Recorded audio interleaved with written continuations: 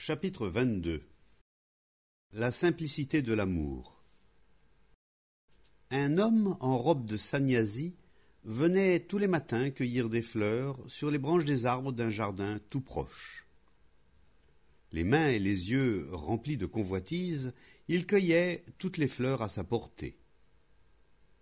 Il s'apprêtait visiblement à les offrir à quelque image morte sculptée dans la pierre. Les fleurs étaient tendres et belles, à peine écloses sous le soleil du matin, et au lieu de les cueillir avec délicatesse, il les arrachait d'un geste brutal, dépouillant le jardin de tous ses trésors. Son Dieu réclamait des fleurs à profusion. Une profusion de vie à l'intention d'une image morte figée dans la pierre. Un autre jour, je remarquai de jeunes garçons en train de cueillir des fleurs. Elles n'étaient pas destinées à un quelconque dieu. Ils bavardaient entre eux et arrachaient les fleurs sans même y songer, pour les jeter ensuite. Vous êtes-vous déjà surpris à faire les mêmes gestes? Pourquoi faites-vous cela? Tout en marchant, vous arrachez une brindille, vous l'effeuillez, puis vous la jetez. N'avez-vous jamais repéré ce genre d'action inconsidérée de votre part? Les adultes font de même. Ils ont leur propre façon d'exprimer leur brutalité intérieure et cet effroyable manque de respect envers tout ce qui vit. Inoffensifs en parole, mais destructeurs en acte, voilà ce qu'ils sont. On peut comprendre que vous cueilliez une fleur ou deux pour les mettre dans vos cheveux, ou pour les donner à quelqu'un avec amour. Mais pourquoi les mettre en pièces? Les adultes sont laids avec leur ambition. Ils se massacrent et se corrompent les uns les autres dans la guerre et par l'argent. Ils commettent des actes hideux, chacun à sa façon, et apparemment les jeunes, ici comme ailleurs, leur emboîtent le pas. L'autre jour, je me promenais avec l'un des garçons de l'école, et notre regard est tombé sur une pierre au milieu de la route. Quand j'ai ôté la pierre, il m'a demandé « Pourquoi avez-vous fait cela ?» Que conclure, sinon à un manque de considération et de respect de sa part? Vous manifestez du respect sous le coup de la peur, n'est-ce pas? Vous vous levez promptement quand un adulte entre dans la classe, mais ce n'est pas du respect. C'est de la crainte. Si vous éprouviez un vrai respect, vous ne détruiriez pas les fleurs, vous ôteriez la pierre de la route, vous prendriez soin des arbres et vous participeriez à l'entretien du jardin. Mais, jeunes ou vieux, nous n'avons aucun sentiment de considération. Pourquoi? Est-ce parce que nous ignorons ce qu'est l'amour? Comprenez-vous ce qu'est l'amour tout simple? Je ne parle pas de la complexité de l'amour sexuel, ni de l'amour de Dieu, mais juste de l'amour, du fait d'être tendre et réellement doux dans notre attitude envers toute chose. Chez vous, vous ne recevez pas toujours ce simple amour. Vos parents sont trop occupés. Il se peut que chez vous, il n'y ait pas d'affection réelle, pas de tendresse. Et donc, vous arrivez ici avec ce capital d'insensibilité derrière vous, et vous vous comportez comme tous les autres. Comment faire éclore la sensibilité? Pas question d'instaurer des règles interdisant de cueillir des fleurs, car lorsqu'il n'y a que des règlements pour vous freiner, la peur est là. Mais comment faire pour que naisse cette sensibilité qui vous rend attentif à ne faire de mal ni aux gens, ni aux animaux, ni aux fleurs? Est-ce que tout ceci vous intéresse? Ce serait souhaitable, car si vous ne trouvez aucun intérêt à être sensible, autant être mort. Et la plupart des gens le sont déjà. Ils ont beau prendre 3 repas par jour, avoir un travail, procréer, conduire une voiture, porter de beaux vêtements, la plupart d'entre eux sont morts, ou c'est tout comme. Être sensible, savez-vous ce que cela signifie? Bien sûr, cela veut dire éprouver de la tendresse envers les choses, intervenir quand on voit un animal souffrir, ôter une pierre du chemin parce qu'il est foulé partant de pieds nus, ramasser un clou sur la route pour éviter une crevaison à un automobiliste. Être sensible, c'est être ému par les gens, les oiseaux, les fleurs, les arbres, pas parce qu'ils vous appartiennent, mais juste parce que vous êtes conscient de l'extraordinaire beauté des choses. Comment susciter cette sensibilité? Dès l'instant où l'on est profondément sensible, on cesse tout naturellement de cueillir les fleurs. On a un désir spontané de ne rien détruire, de ne faire de mal à personne, autrement dit, d'éprouver réellement du respect, de l'amour. Aimer est la chose qui compte le plus au monde. Mais qu'entendons-nous par amour? Quand vous aimez quelqu'un parce que cette personne vous aime en retour, ce n'est assurément pas de l'amour. Aimer, c'est avoir cet extraordinaire sentiment d'affection, sans rien demander en retour. Vous avez beau être très doué, réussir tous vos examens, avoir un doctorat et décrocher une belle situation, si vous n'avez pas cette sensibilité, ce sentiment de simple amour, votre cœur restera vide et vous serez malheureux pour le restant de votre vie. Il est donc essentiel d'avoir le cœur empli de ce sentiment d'affection, car alors vous ne détruirez pas, vous ne serez pas sans pitié, et il n'y aura plus de guerre. Alors vous serez des êtres humains heureux. Et parce que vous serez heureux, vous ne prierez pas, vous ne chercherez pas Dieu, car ce bonheur même est Dieu. Mais comment cet amour va-t-il naître? L'amour doit, bien sûr, venir d'abord de l'éducateur, de l'enseignant. Si en plus des informations qu'il vous dispense sur les mathématiques, la géographie ou l'histoire, le professeur a en lui ce sentiment d'amour et qu'il en parle, s'il retire spontanément le caillou du chemin et ne laisse pas le domestique faire toutes les sales corvées, si, dans sa conversation, dans son travail, dans ses jeux, ou quand il mange, quand il est avec vous, ou quand il est seul, il ressent cette chose étrange, et vous la fait remarquer à de multiples reprises, alors vous aussi saurez ce qu'aimer veut dire. On a beau avoir la peau claire, un beau visage, porter un joli sari ou être un grand athlète, sans amour dans le cœur, on est un être humain abominable, dont la laideur dépasse toute mesure. Quand on aime, que le visage soit beau ou ordinaire, il rayonne de splendeur. Aimer est ce qu'il y a de plus grand dans la vie. Et il est très important de parler de l'amour, de l'éprouver, de le nourrir, de le chérir. Sinon, il a tôt fait de se dissiper. Car le monde est tellement cruel. Si vous n'éprouvez pas d'amour tandis que vous êtes jeune, si vous ne regardez pas avec amour les gens, les animaux, les fleurs, en grandissant, vous constaterez que votre vie est vide. Vous serez très seul, et l'ombre noire de la peur vous suivra partout. Mais dès que vous aurez dans votre cœur cette chose extraordinaire qu'on appelle l'amour, et que vous en goûterez la profondeur, les délices, l'extase, vous découvrirez que pour vous, le monde est transformé. Question. Comment se fait-il que tant de personnes riches et importantes soient invitées aux réunions de l'école? Et vous, qu'en pensez-vous? Vous n'avez pas envie que votre père soit quelqu'un d'important?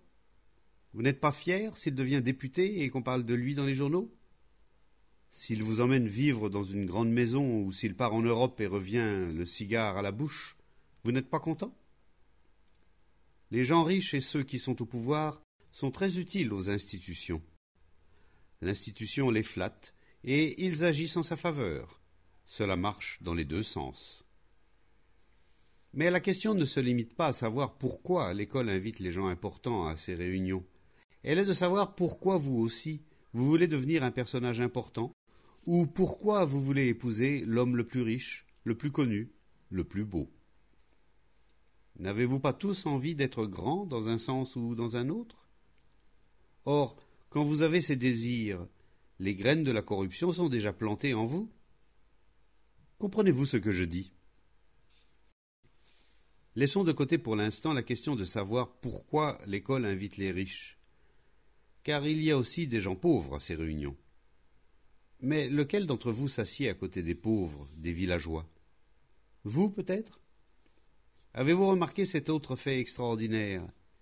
Les sannyasis veulent être bien en évidence, et ils jouent des coudes pour être assis au premier rang. Nous avons tous envie de prééminence, de reconnaissance. Le vrai brahman est celui qui ne demande rien à personne, pas parce qu'il est fier, mais parce qu'il est à lui-même sa propre lumière. Mais tout cela, nous l'avons perdu. On raconte cette merveilleuse histoire à propos d'Alexandre le Grand lorsqu'il vint en Inde. Ayant conquis le pays, il voulut rencontrer le premier ministre qui avait instauré un ordre si parfait sur le territoire et avait suscité une telle honnêteté, une telle incorruptibilité parmi le peuple. Quand le roi expliqua que le premier ministre était un brahmane qui avait regagné son village, Alexandre demanda à le voir. Le roi envoya chercher le premier ministre, mais il refusa de venir, car cela ne l'intéressait pas de se faire valoir auprès de quiconque. Malheureusement, nous avons perdu cet état d'esprit. Nous sommes intérieurement vides, ternes, tristes, ce qui fait de nous, psychologiquement parlant, des mendiants à la recherche de quelqu'un ou de quelque chose qui nous nourrisse, qui nous donne de l'espoir, qui nous soutienne. Voilà pourquoi nous rendons laides les choses normales. Il n'y a rien à redire si un fonctionnaire de haut rang vient poser la première pierre d'un bâtiment. Quel mal y a-t-il à cela? Mais ce qui est corrupteur, c'est toute une mentalité derrière ces pratiques. Vous n'allez jamais rendre visite aux villageois, n'est-ce pas? Vous ne leur parlez jamais. Vous ne compatissez pas à leur sort, vous ne constatez pas de vos propres yeux le peu qu'ils ont à manger, leurs interminables journées de travail, jour après jour, sans repos.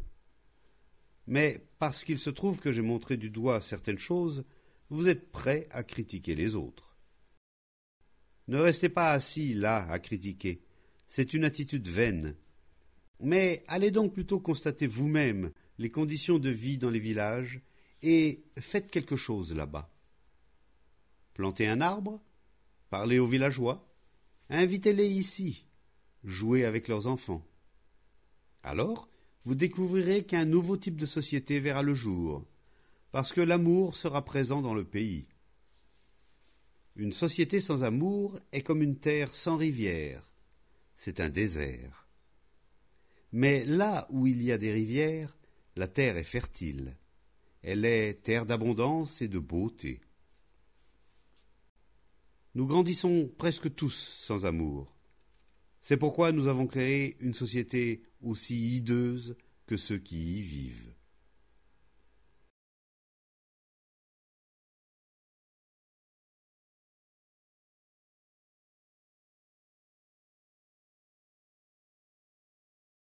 Question. Vous dites que Dieu est absent de sa représentation sculptée. D'autres disent qu'il est effectivement là et que si nous avons la foi dans nos cœurs, son pouvoir se manifestera. Où est la vérité concernant le culte? Il y a dans le monde autant d'opinions que de personnes. Et vous savez ce qu'est une opinion. Vous dites ceci et quelqu'un d'autre dit cela. Chacun a une opinion. Mais l'opinion n'est pas la vérité. Donc, n'écoutez pas de simples opinions. Peu importe qui les émet, mais découvrez par vous-même ce qui est vrai. L'opinion peut changer d'un jour à l'autre, mais on ne peut pas changer la vérité. Vous voulez donc savoir, par vos propres moyens, si Dieu, ou la vérité, est présent dans l'objet qui le représente. Qu'est-ce que cette image symbolique? Une chose conçue par l'esprit et façonnée par la main dans le bois ou dans la pierre. L'esprit projette cette image. Croyez-vous qu'une image projetée par l'esprit soit Dieu, même s'ils sont des millions à l'affirmer? Vous dites que si l'esprit a foi en cette image, l'image donnera du pouvoir à l'esprit. Évidemment, l'esprit crée l'image et tire ensuite un pouvoir de sa propre création. C'est ce que l'esprit fait sans cesse. Il produit des images et puise en elles une force, un bonheur, un bénéfice, et il se retrouve intérieurement vide et appauvri. L'important, ce n'est donc pas l'image, ou ce qu'en disent des millions d'hommes. L'important est de comprendre le fonctionnement de votre propre esprit. L'esprit fait et défait les dieux. Il peut être cruel ou bon. L'esprit a le pouvoir de faire les choses les plus extraordinaires. Il peut soutenir des opinions, il peut créer des illusions, il peut inventer des avions qui volent à des vitesses folles.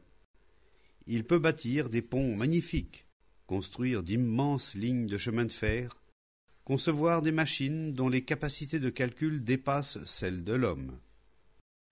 Mais ce qu'il crée n'est pas la vérité, ce n'est qu'une opinion, un jugement. Il est donc essentiel pour vous de découvrir ce qui est vrai par vos propres moyens.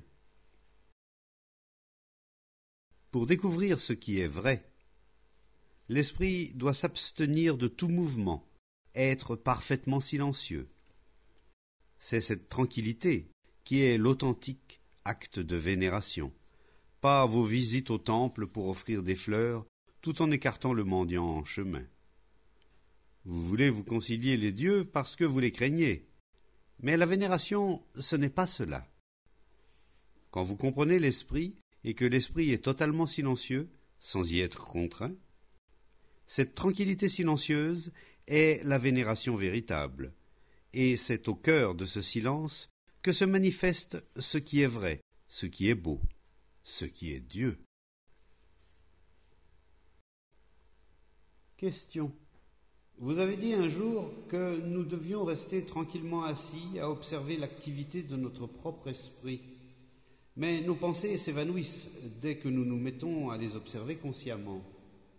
Comment pouvons-nous percevoir notre propre esprit alors que l'esprit est à la fois l'observateur et l'objet qu'il perçoit? C'est une question très complexe, qui sous-entend un grand nombre de choses. Cet observateur, existe-t-il vraiment, ou n'y a-t-il que la seule perception? Suivez bien tout ceci. Y a-t-il un penseur ou seulement la pensée? Assurément, le penseur ne préexiste pas à la pensée. Il y a d'abord la pensée, et c'est elle qui crée le penseur. Ce qui signifie qu'un clivage s'est produit au sein de la pensée. C'est quand ce clivage a lieu qu'apparaissent l'observateur et l'observé, l'agent et l'objet de la perception. Comme le dit cet interlocuteur, si vous observez votre esprit, si vous observez une pensée, elle disparaît, elle se dissipe. Mais il n'y a en réalité que la perception, et pas d'observateur. Quand vous regardez une fleur, que vous ne faites que la regarder, y a-t-il à cet instant-là une entité qui voit? Ou n'y a-t-il que l'acte de voir? Le fait de voir la fleur vous fait dire « Comme elle est belle, je la veux ». Le « je » éclot donc par l'intermédiaire du désir, de l'avidité, de l'ambition qui naissent dans le sillage de la perception. Ce sont tous ces facteurs qui créent le « je », et sans eux, le « je » est inexistant. Si vous approfondissez l'ensemble de cette question, vous découvrirez que lorsque l'esprit est très calme, complètement silencieux, quand il n'y a pas le moindre mouvement de la pensée, et donc pas d'auteur d'expérience, pas d'observateur, alors cette immobilité a sa propre faculté de compréhension créatrice. Dans cette immobilité silencieuse, l'esprit se transforme en quelque chose d'autre. Mais l'esprit ne peut trouver cette tranquillité grâce à aucun moyen, aucune discipline, aucune pratique. Ce calme silencieux n'advient pas en s'asseyant en tailleur dans un coin pour essayer de se concentrer. Il advient lorsqu'on comprend le mode de fonctionnement de l'esprit. C'est l'esprit qui a créé la figure de pierre que les gens vénèrent. C'est l'esprit qui a créé le gita, les religions organisées, les innombrables croyances. Et pour découvrir le réel, il faut aller au-delà des élaborations de l'esprit. Question. L'homme n'est-il qu'esprit et cerveau ou est-il plus que cela? Comment allez-vous faire pour le savoir? Si vous vous contentez de croire, de spéculer ou d'accepter ce qu'ont dit Shankara, le Bouddha ou un autre, dans ce cas, vous n'enquêtez pas, vous n'essayez pas de trouver la vérité. Vous ne disposez que d'un seul instrument, qui est l'esprit. Et l'esprit, c'est aussi le cerveau. Par conséquent, pour savoir où est la vérité dans cette affaire, vous devez comprendre les modalités de fonctionnement de l'esprit, n'est-ce pas? Si l'esprit est faussé, jamais vous n'y verrez clair. Si l'esprit est très limité, vous ne pourrez pas percevoir ce qui est sans limite. L'esprit est l'instrument de perception, et pour percevoir vraiment, il faut le remettre droit, le laver de tout conditionnement. Il doit aussi être libéré du savoir, car le savoir distrait l'esprit et distord les choses. Cette immense aptitude de l'esprit à inventer, à imaginer, à spéculer, à penser, cette aptitude ne doit-elle pas être laissée de côté, afin que l'esprit soit très clair et très simple? Car seul l'esprit innocent, l'esprit qui est passé par beaucoup d'expériences et qui est pourtant libéré du savoir et de l'expérience, seul cet esprit-là est capable de découvrir ce plus au-delà du cerveau et de l'esprit. Sinon, ce que vous découvrirez gardera la trace de votre vécu antérieur, et votre expérience ne sera que le résultat de votre conditionnement. Question. Quelle différence y a-t-il entre le besoin et l'avidité? Ne le savez-vous pas? Quand vos besoins sont satisfaits, ne le savez-vous pas? Et quand vous êtes avide, n'y a-t-il pas en vous quelque chose qui le sait? Commençons au niveau le plus bas, et vous verrez qu'il en est ainsi. Quand vous avez suffisamment de vêtements, de bijoux ou autres, vous n'avez nul besoin de philosopher à ce propos. Mais dès que le besoin se mue en avidité, vous commencez à philosopher, à vous justifier, à trouver des excuses à votre avidité. Un bon hôpital, par exemple, a besoin d'un certain nombre de lits, d'un certain niveau d'hygiène, de certains antiseptiques, de ceci et de cela. Un représentant de commerce a sans doute besoin d'une voiture, d'un par-dessus, etc. Cela, c'est le besoin. Vous avez besoin de certaines connaissances et d'un certain savoir-faire pour effectuer votre travail. Si vous êtes ingénieur, vous devez savoir certaines choses, mais ce savoir peut devenir un instrument d'avidité. Par le biais de l'avidité, l'esprit utilise ce qui fait l'objet d'un besoin comme un moyen d'autopromotion. C'est un processus très simple à observer. Si, étant conscient de vos besoins réels, vous repérez aussi comment l'avidité entre en scène, vous verrez que l'esprit utilise l'objet du besoin comme un moyen de se rendre important. Il n'est donc pas très difficile de faire la distinction entre besoin et avidité. Question. Si l'esprit et le cerveau ne font qu'un, pourquoi, lorsque naît une pensée ou une pulsion jugée laide par notre cerveau, l'esprit persiste-t-il très souvent dans la même voie? Que se passe-t-il dans les faits? Si une épingle pique votre bras, les nerfs transmettent la sensation à votre cerveau, celui-ci la traduit sous forme de douleur, puis l'esprit se révolte contre la douleur et vous ôtez l'épingle, ou vous agissez en conséquence.